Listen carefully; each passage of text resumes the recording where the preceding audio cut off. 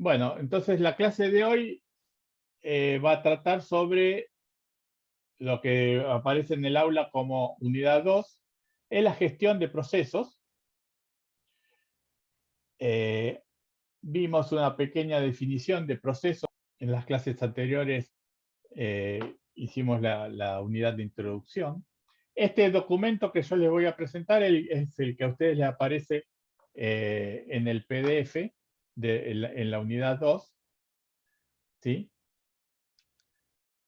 Como, ya les digo,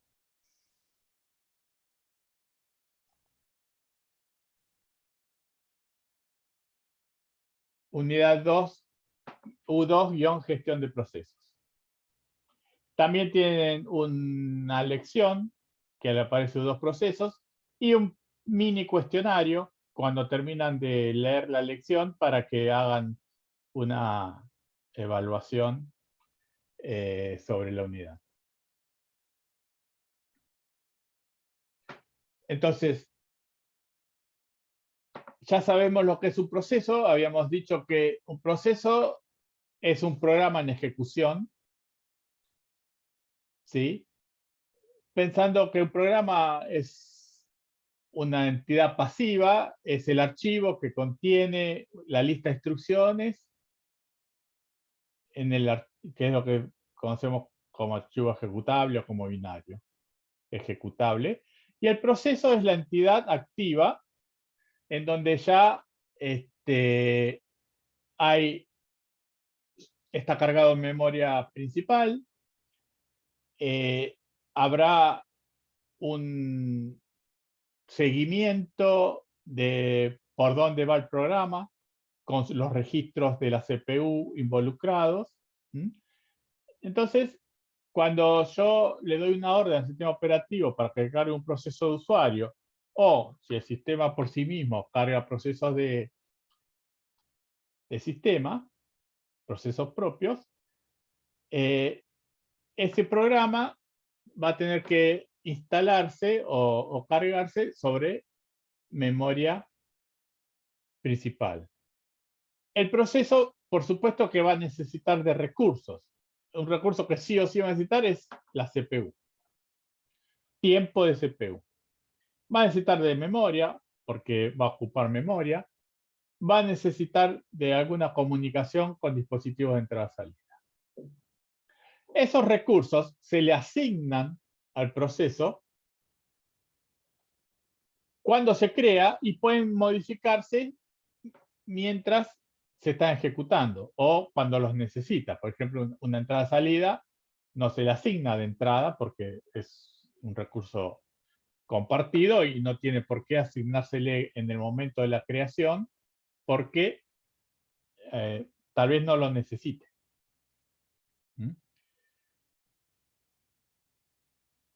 Lo que va a ocupar en memoria todo proceso es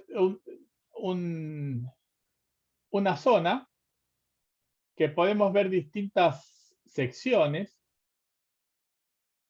pero son las secciones que son comunes a los procesos. Un proceso tiene las instrucciones, ¿sí? El código del programa.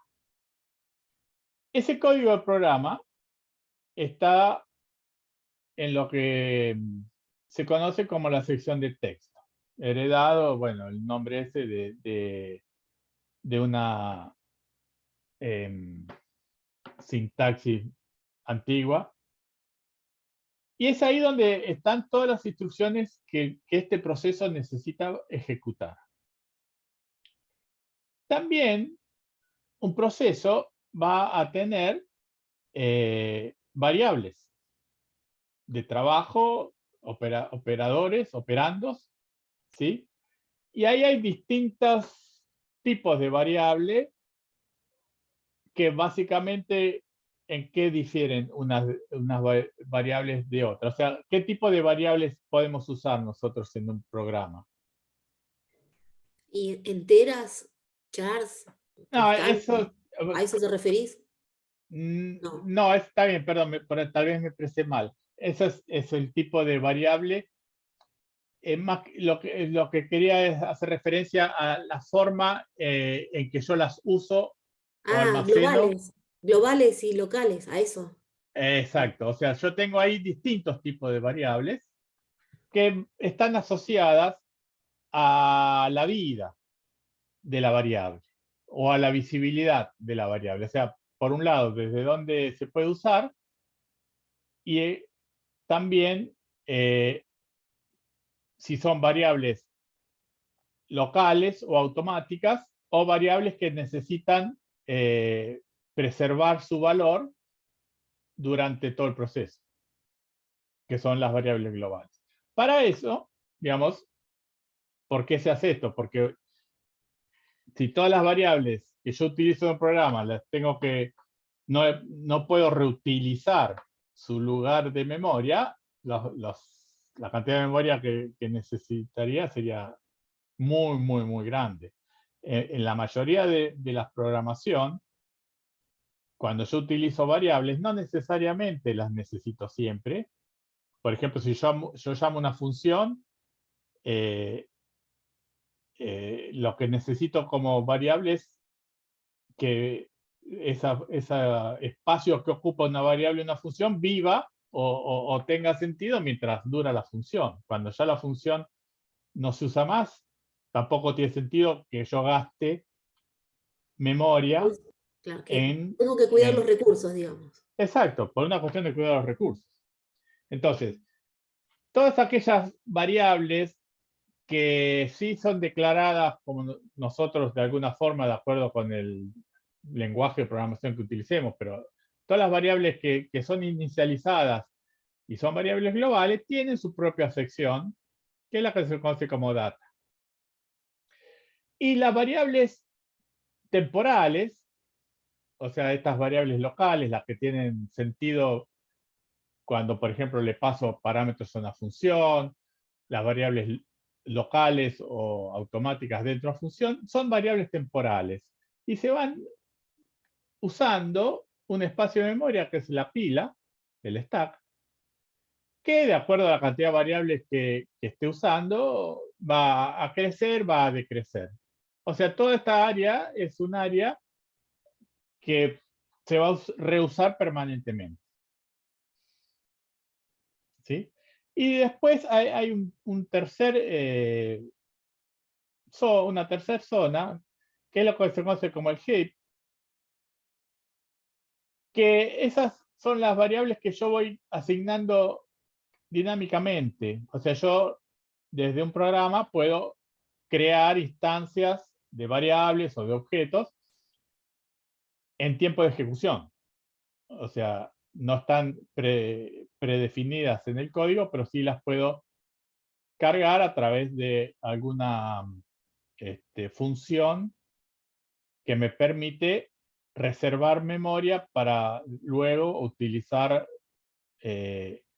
un objeto o una variable. Esas variables pueden ser creadas, pueden ser eliminadas, ¿sí? Y se utiliza otra zona de memoria.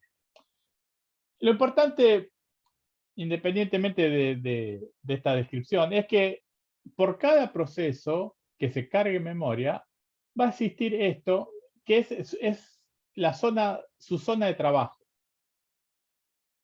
Yo puedo desde un programa llamarlo o decirle al sistema operativo que me lo ejecute varias veces, y entonces va a cargar distintos procesos.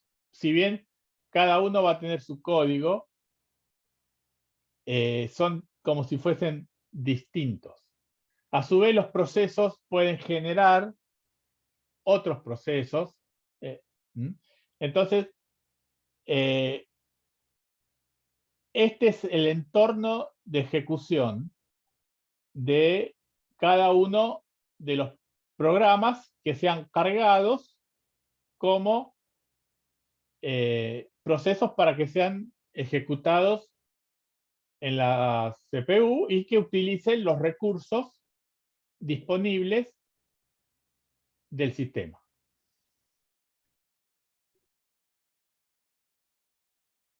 El sistema operativo lo que va a Profe, tener que hacer, perdón, sí, una pregunta. ¿Esa zona entonces es la de stack? no, esta zona es todo esto está dentro de memoria, de la memoria principal. O sea, si yo tengo, Ah, y esta zona es propia del proceso que yo cargué. Para cuando yo cargo un proceso, se reserva una zona que tiene un tamaño máximo, ok. que es exclusiva para el trabajo de ese proceso.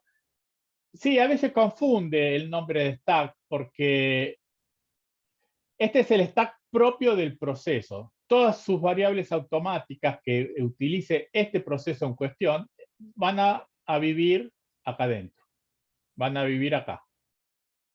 Pero Ok, a su vez está el stack del sistema, eso es otra cosa.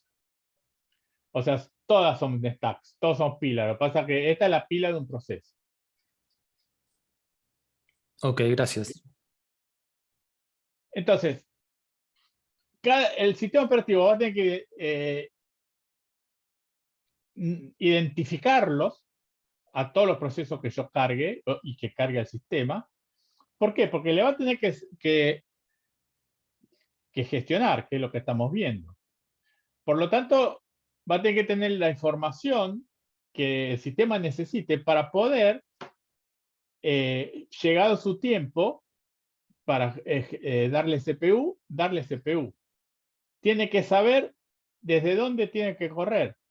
O sea, desde todo el código que tiene que correr, tiene, de acuerdo hasta dónde llegó, esto lo vamos a ver ahora, que tener un seguimiento para saber por dónde va. Entonces, para eso, cuando se crea un proceso, el sistema operativo también crea lo que se llama el bloque de control de proceso. El bloque de control de proceso es un bloque que, digamos, lo genera, lo crea y lo maneja de forma automática y totalmente transparente para nosotros, el sistema operativo. Y ahí es donde pone la información que necesita para controlar el proceso.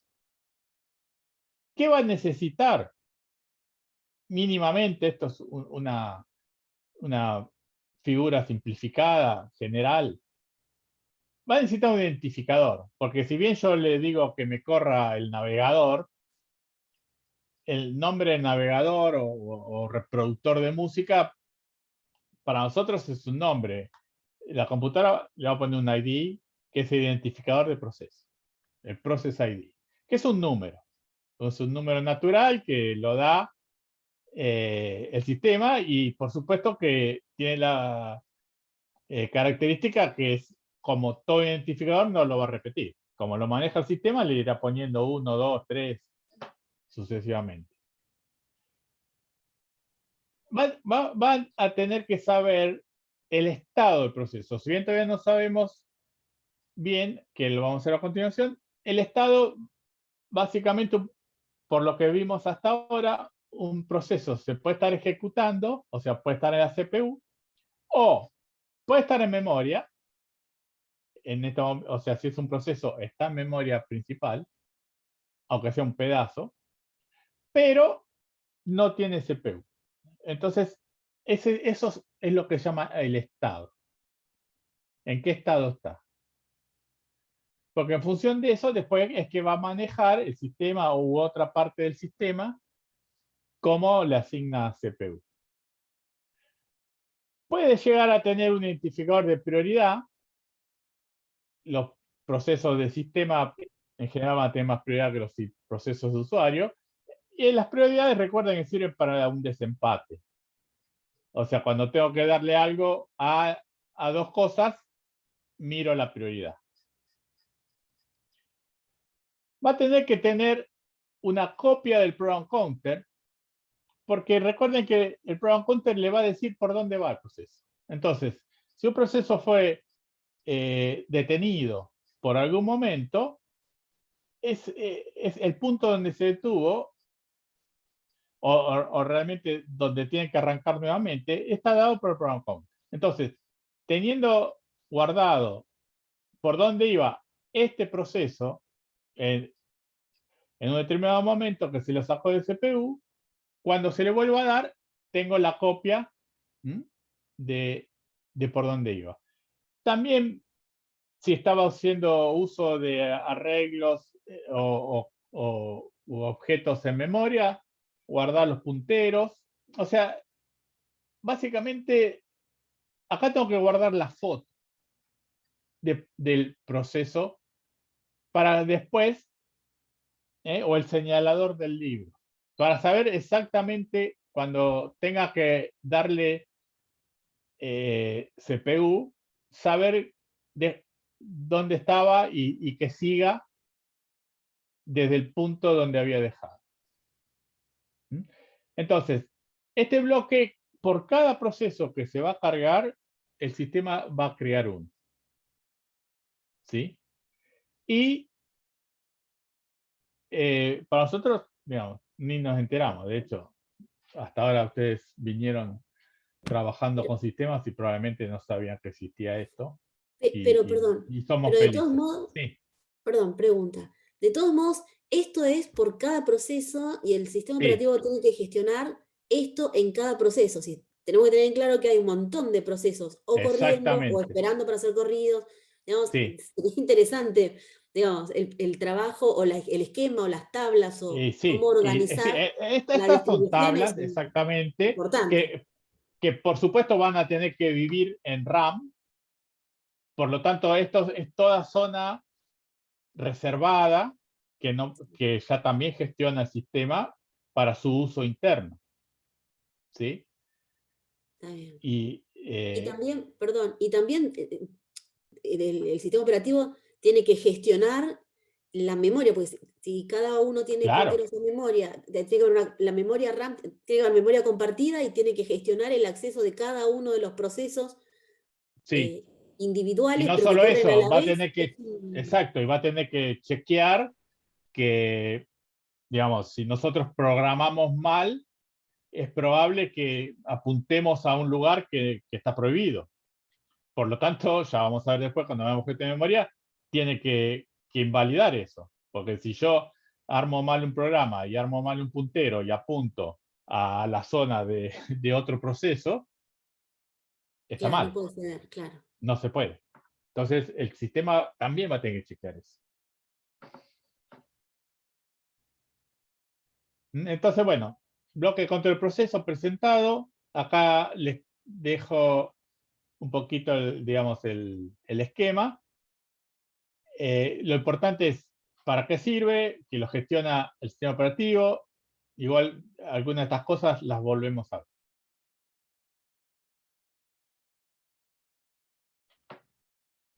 Hasta ahora dijimos que un proceso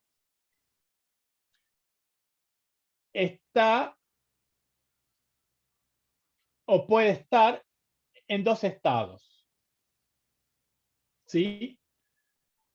Como lo venimos presentando en su forma más simple, dijimos que una vez que yo tengo un programa cargado de memoria, es un proceso, pero yo puedo tener 2, 5, 10 procesos, de los cuales solamente uno, en un determinado momento, si yo pudiera ver qué está haciendo ahora la CPU, va a estar corriendo código de un proceso. ¿Sí? Del resto no, porque tengo una sola CPU. Por lo tanto, yo puedo decir que un proceso, en este esquema muy simple, pero nos sirve para comprender, vive entre dos estados. ¿Sí?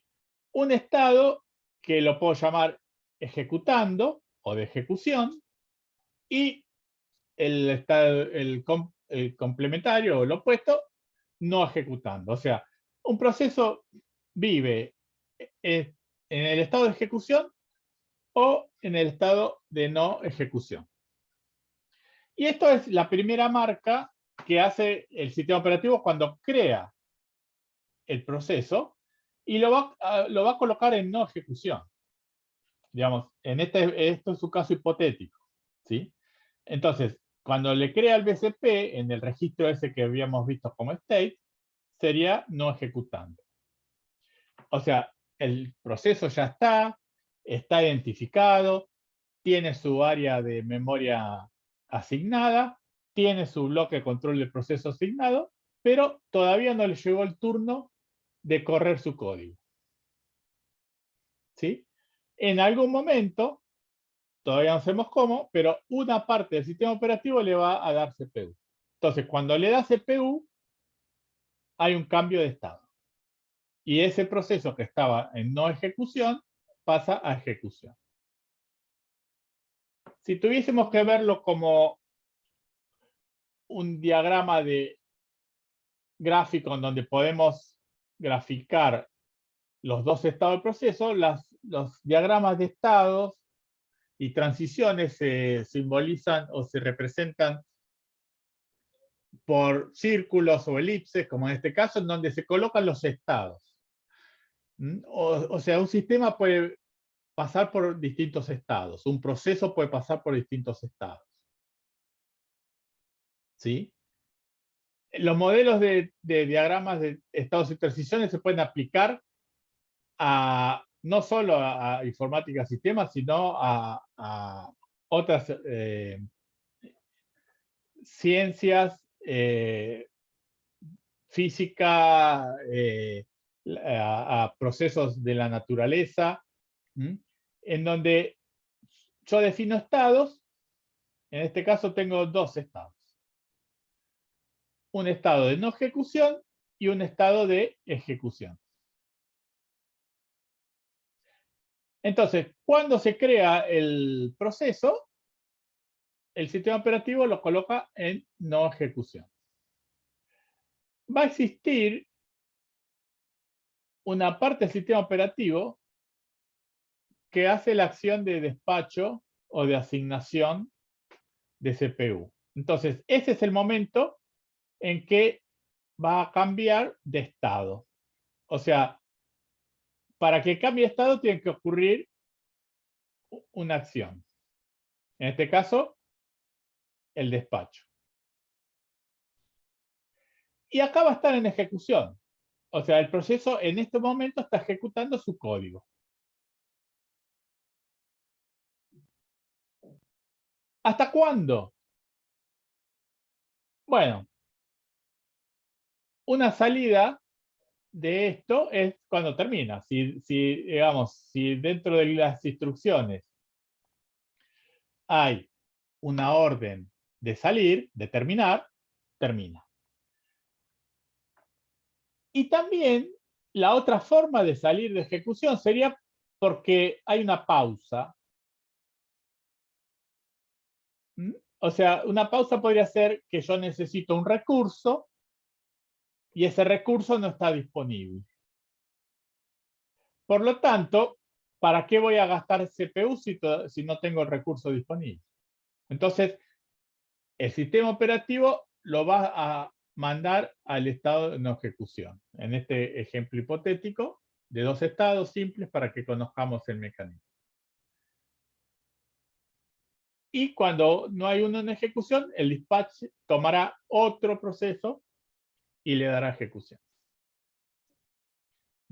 Pero para cada uno de los procesos vive entre estos dos estados.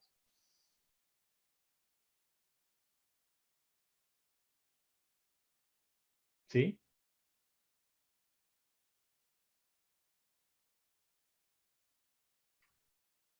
¿Alguna duda, alguna consulta que quieran hacer sobre lo que les expliqué recién? La pausa se da siempre por un tema de recursos, porque el sistema operativo no tiene un recurso y por eso lo pausa, o puede ser por otra cosa la pausa. Sí, está bien la pregunta.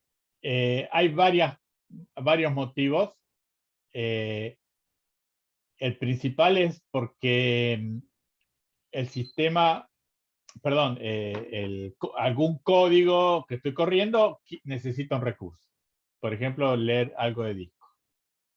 Entonces, como eso va a tardar porque tiene que esperar que el buffer donde van a quedar los datos, se llene, etcétera, etcétera. Eso sería una pausa, como lo estamos viendo acá como pausa. Ahora, otra opción sería decir, bueno, ¿qué pasa si el programa o el código que se está ejecutando nunca sale y nunca llama recursos? Se apropió de la CPU. O sea, porque si no sale por acá y no sale por acá, se queda en la CPU y los otros recursos, los otros procesos que quieren correr, se demoraron todos. Por lo Pero, tanto, va a existir otro mecanismo que es sacárselo de golpe, de prepo. perdón, profesor, pero en ese caso tiene que el dispatch, despachador tiene que tener algún criterio para asignar, para El decirle, bueno, criterio ahora para, ok, corre, no, ¿no? es eso, o sea, una cosa es el criterio para asignar y otra cosa es el criterio para desasignar o sacarle CPU. Claro, porque esa situación que usted acaba de plantear es como que se rompe todo, que es medio caótica. Si un proceso toma el control y se ejecuta, se ejecuta, se ejecuta, algo falla. No, A no. ver, ¿sabe qué me Pues cuesta pensar sin ejemplos? ¿Qué proceso, por ejemplo, podría estar todo el tiempo ejecutándose? Con prioridad de lo hago yo, lo hago yo, lo hago yo. Y el sistema operativo no me puede ni cortar ni. claro, lo que pasa es que, por empezar, los procesos los hacemos nosotros, los programas los hacemos nosotros. Si de alguna forma nosotros estamos haciendo algo que solamente usa CPU, que no está usando un algoritmo, que esté haciendo un cálculo, ¿sí? Un cálculo muy intensivo de CPU. Todas instrucciones. No hay no hay ningún llamado a disco, no hay ningún llamado a teclado, no hay nada. Es CPU intensivo. Eso chupa tiempo de CPU. Y a lo mejor va a terminar, porque cuando termina de hacer la cuenta, termina. Pero ese tiempo es muy largo y los que se joroban son los que están esperando. Entonces, si yo quiero hacer un reparto equitativo, de alguna forma lo tengo que desalojar de prepo a la fuerza. Es decir, che, salí de ahí y dame la CPU. Lo saco. Si el sistema gestiona la CPU. Y esas son las salidas por tiempo. Ahí está. Y es una forma de proteger que alguno no se mande una macana. Digamos, si yo me Claro. quedo, si El mi criterio proceso es, hace un while true. perdón, entonces el criterio es trabajar, pero no te excedas este tiempo. Más que esto no te puedo dar. Y ahí lo sacás. Haya o Sí, no haya terminado. en realidad no le dice cuánto tiempo tenés. La Bueno, CPU, por eso. cuando el dispatch le da, CPU, el sistema operativo empieza a contar tiempo. Claro. Si por ejemplo, si en 10 o en 20 milisegundos no se pausó solo, se la saca Lo de prepo. deja, ahí está, lo deja y atiende otro, le da prioridad, le da Exactamente. paso a otro, ahí está. Claro, Ahora, pero ahí está, ahí me cerró, porque si no, de alguna forma el dispatch, el que despacha o atiende, le dice ahora vos, ahora vos, ahora vos, en algún momento tiene que decir, bueno, basta vos, que siga el que ese el claro, pero próximo. no es el dispatch, porque digamos, el dispatch, Pero, el pero, único que hace es el camino para este lado. ah, Es otro proceso del sistema. O sea, el dispatch ah, lo único que hace es este camino. pensé que era el que Hay otro decidía. proceso que va a Ah, hacer este camino. está bien. No, pensé que el ¿Sí? despachador era el que decía, bueno, ahora vos, ahora, pero está bien. Bueno, pero alguien dice vos ahora, listo, Exacto. ahora O vos. sea, son dentro del sistema operativo subtareas. Ahí Que está, una se encarga de asignar y otra de desasignar. perfecto. Por Ahora supuesto que me están cierra. sincronizadas entre ellas. Claro, ahora me cierra un poquito, porque es difícil es bastante abstracto, es difícil de imaginar. Va, no sé, a mí me. Es muy difícil y menos sin ejemplo, pero piensen ustedes, o sea, bueno, yo pues estoy acostumbrado a programar bajo nivel. Yo hago un while 1. ¿Qué es un while 1? Un while true. Un lazo de control que su condición de salida es verdadera. ¿Cómo salgo de ahí adentro? Y cuando no se cumple la condición. Sí, pero En algún el momento, while 1 se cumple siempre. claro, pero en algún momento tengo que salir. Pero si yo hago eso, Es y un no ciclo existiera el mecanismo infinito. si no existiera el mecanismo de timeout, yo hago eso y bloqueo la CPU. Y me la tomo para mí para siempre. Está bien. O sea, ¿entienden lo que está pasando? Supongamos un sistema operativo que no sale por tiempo. Igual lo vamos a ver, eso se llama expropiación. Yo me apropié de la CPU y no se la doy a nadie con un while 1. ¿Entienden la condición de while 1? While 1 es un while true. Un ciclo infinito. Un ciclo infinito es un while 1. Todo el tiempo se cumple, todo el Claro. tiempo lo tengo. Claro. Está bien. While 1. ¿Cuál es la condición de evaluación?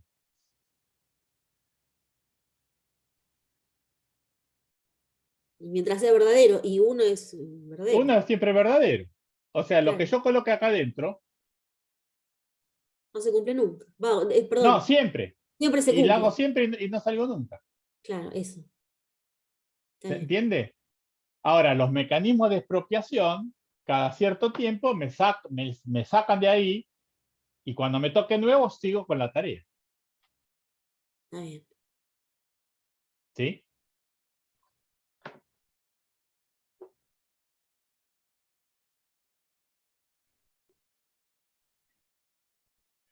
Entonces, fíjense cómo actúa el dispatch. O sea, yo lo que voy a tener es una cola de procesos o sea, este es el procesador. Miremos la figura de abajo. Este es el procesador, la CPU. Yo tengo una cola que de alguna forma se va llenando con los identificadores de los procesos que pueden ir a la CPU. Entonces, el dispatch lo que hace, como toda cola, como fila, la fila del super, agarra lo que está en la cabeza de la cola y le da CPU. Ese proceso va a correr, puede llegar a que termine, si termina sale por acá, o que se pause. Entonces, ¿qué sería la pausa? Mandarlo al final de la cola. El segundo proceso que estaba acá camina un poquito hasta el principio de la cola y el dispatch lo manda a CPU.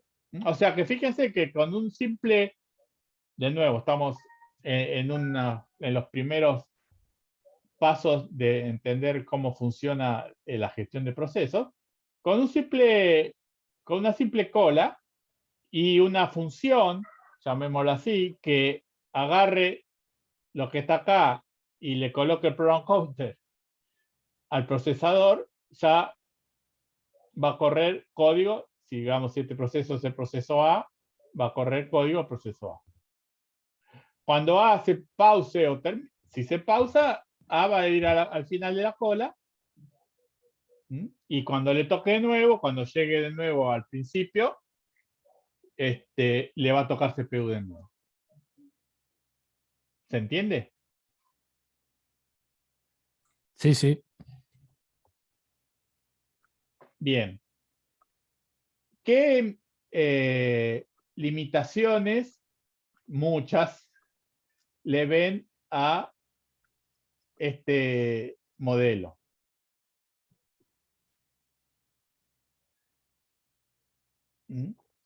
El tema de, ya vimos uno, que si el proceso no entrega a la CPU, de alguna forma hay que sacársela de pre. Pero el análisis que les invito a hacer es el siguiente. Supongamos que el proceso que acá llamamos A es el que está primero en la cola. ¿Sí? Le damos el dispatch, le da procesador. Y A, por ejemplo, necesita que se oprima una tecla. Por lo tanto, hasta que el sistema operativo no detecte a través del controlador de teclado que alguien apretó la tecla esa, o sea, el evento teclado oprimido, no va a estar disponible. Por lo tanto, es el momento en que el sistema operativo, cuando pidió el teclado, lo pausea. Lo manda. ¿Qué significa pausarlo? Sacarle la CPU, mandarlo al final de la cola, y acá entrará, si tenemos B, un proceso B, B avanza una posición, y entonces el dispatch le da procesador. ¿Sí? ¿Hasta ahí me siguen? A está esperando teclado, por lo tanto lo saco de CPU. Ahora, lo que puede suceder es que, digamos, A para mí ahora está al fondo, y por supuesto que todos los procesos que estén adelante, ¿sí?, se van a ir ejecutando. Por lo tanto, A también va a ir caminando, ¿sí?, por la cola, y cuando llegue a la cabeza de la cola, se le va a dar CPU. ¿De acuerdo? Pregunta, ¿para qué le voy a dar CPU si todavía la tecla no apareció?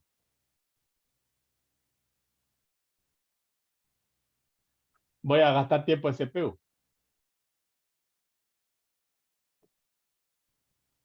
¿Se entiende la limitación de este modelo?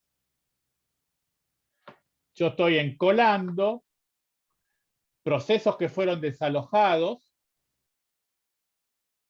que no necesariamente están listos para volver a correr.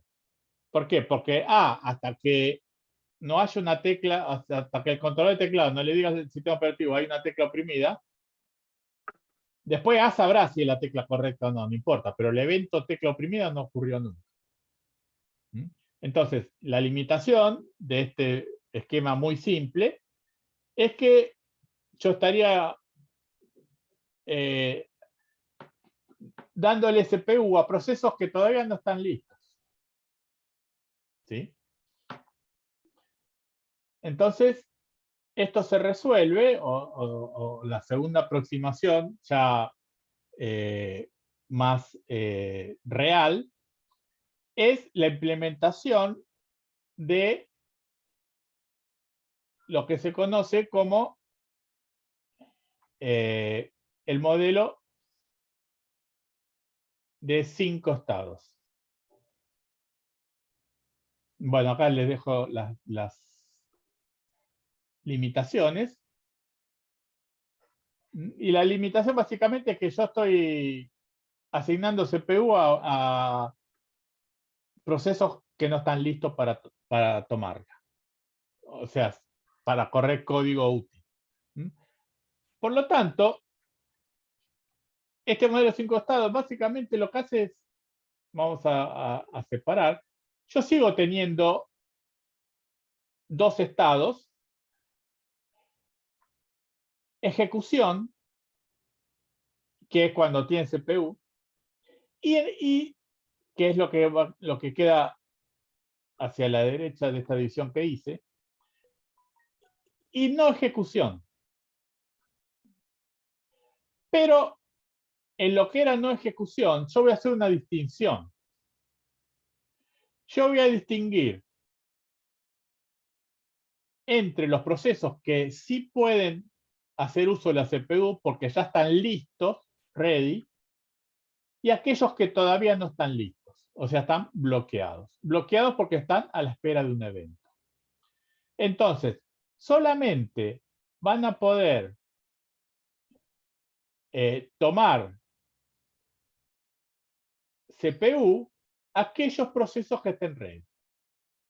Entonces, por eso que, digamos, tenemos 5 estados, 5 globitos. Bueno, se agrega un globito para hacerlo más prolijo, que es un globito que es el primer estado cuando un proceso es nuevo. se crea BCP, se le asigna una zona de memoria, y cuando está admitido por el sistema, este proceso ya está ready, está listo. Y el dispatch, fíjense que el dispatch solamente actúa o le da CPU a los que están ready.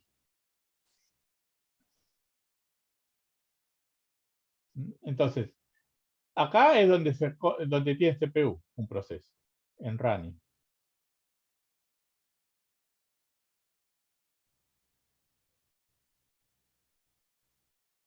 ¿Sí?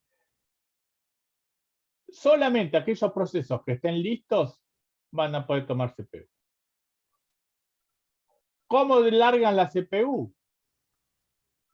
Bueno, la salida de liberar es cuando termina y se va a un estado de exit, que este estado es cuando el sistema operativo lo va a sacar de memoria, va a borrar el BCP, va a liberar todos los recursos que estaba usando.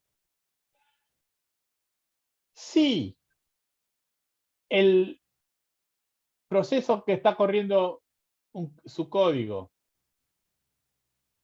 tiene que esperar por un evento, por ejemplo el teclado, el sistema lo marca como bloqueado y lo manda al estado de bloqueado. Y va a salir, y de acá va a quedar bloqueado. O sea, si yo estaba esperando por una tecla y el que estaba en el teclado se fue, ese proceso queda acá, para siempre. ¿Cómo sale de acá? Cuando ocurre el evento por el cual fue bloqueado. Por ejemplo, si estamos hablando de la tecla, hay un evento de tecla oprimida.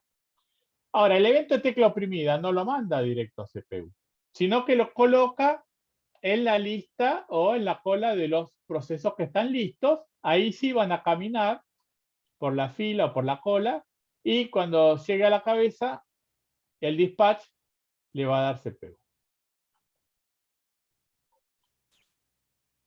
¿Se entiende? Sí, sí. Entonces, Sí, fíjense, estoy corriendo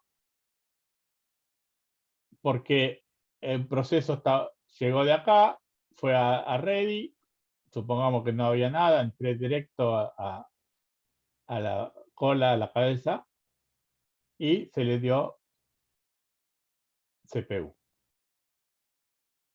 De acá dijimos, si en el código hay una instrucción de salir, exit o como se llame, el sistema operativo lo va a poner en estado de esto previo a que lo saque de memoria, o sea, libere memoria, BCP, destruya todo eso, no sirve. Puede salir porque está esperando por un evento, por lo tanto queda bloqueado hasta que se resuelva o cuando ocurre ese evento. Y la tercera salida es la de timeout. O sea, si no se libera por acá, no sale, no se bloquea, bueno, de prepo hay que sacarle la CPU. La forma de sacárselo de prepo es por timeout. O sea, después de cierto tiempo hay un timeout que lo que hace es decir, bueno, andate ready, dale CPU. Así el dispatch puede agarrar otro. Entonces, esta salida, como no es por bloqueo, pasa al estado ready, acá sí pasa al final de la cola. ¿Por qué? Porque el proceso sí puede ejecutarse, pero lo corrimos para que otro proceso u otros procesos puedan entrar. ¿Se entiende? ¿Alguna duda, alguna consulta?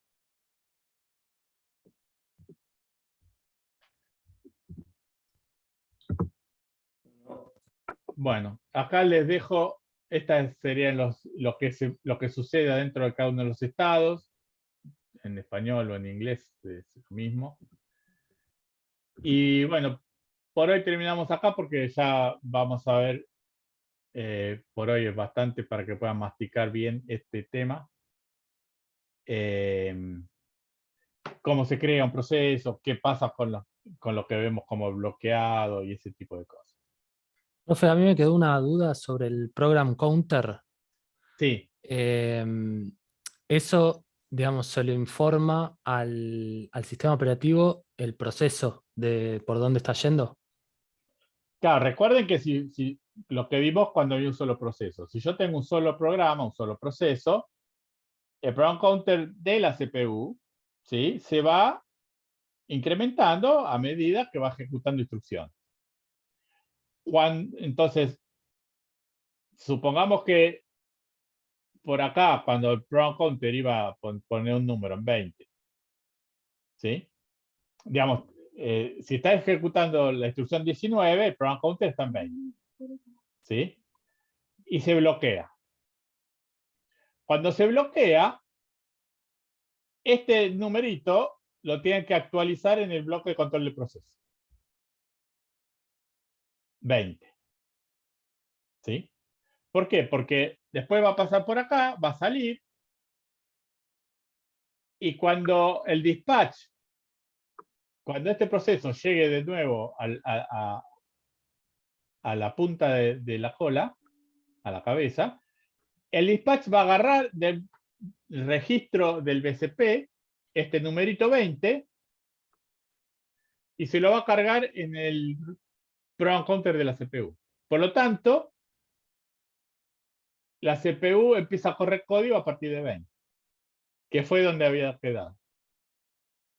Igual en la clase próxima vamos a ver un ejemplo así numérico, sencillo, con 4 o 5 procesos, y para analizar, digamos, el contenido del program counter, qué está pasando, y nos vamos a dar cuenta cómo actúa el dispatch. ¿Sí? Ok, perfecto, gracias. Bueno. Eso lo vamos a ver la clase que viene. Igual está en esta presentación. Es este ejemplo que está por acá atrás. La clase que viene lo ve. Bueno, si no tienen alguna duda o consulta, por hoy terminamos acá. No se olviden, por favor, de la tarea del trabajo autónomo, y tampoco se olviden de la asistencia.